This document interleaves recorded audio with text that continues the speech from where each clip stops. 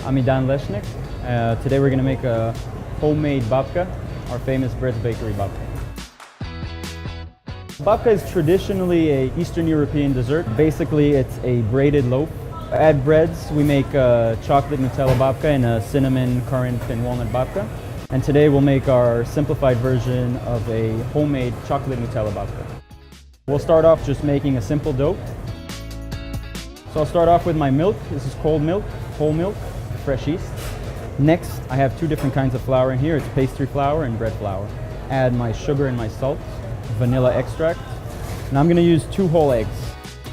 My butter is at room temperature. It's soft, it's pliable. And I'm going to use half of it.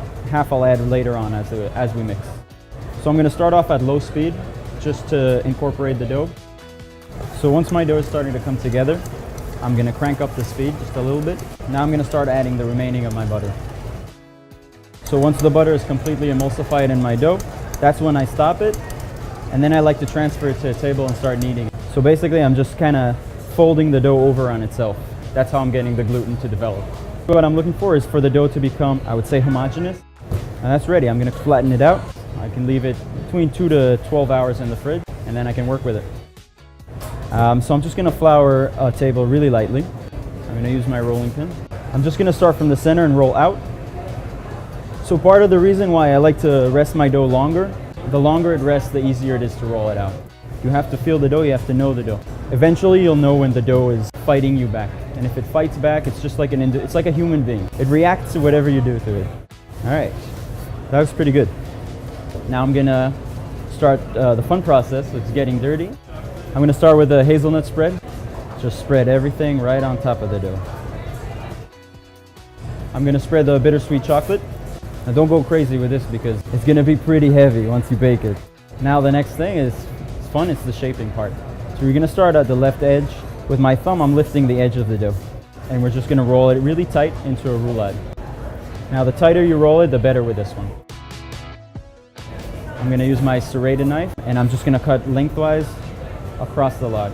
Now I'm going to divide this dough into half, and now each half I'm going to divide again. You see all those layers? So now shaping, it's a very simple twist. Key thing is just to keep the layers facing up.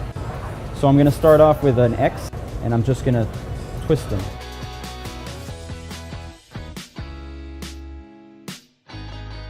So now placing them in the mold, what we want to create is that pressure to keep the braid tight.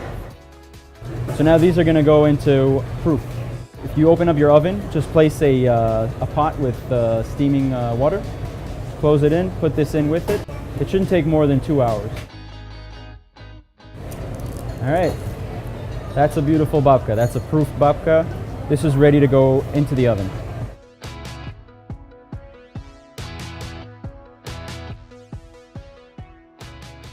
All right, that's the prettiest babka ever.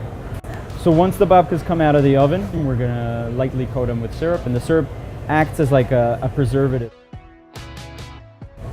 Honestly, anyone can make this, and I don't think any home baker should be afraid of making babka. It's pretty easy, and it tastes amazing.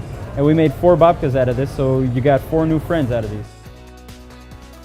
Thanks for watching, and good luck making our beautiful babkas at home.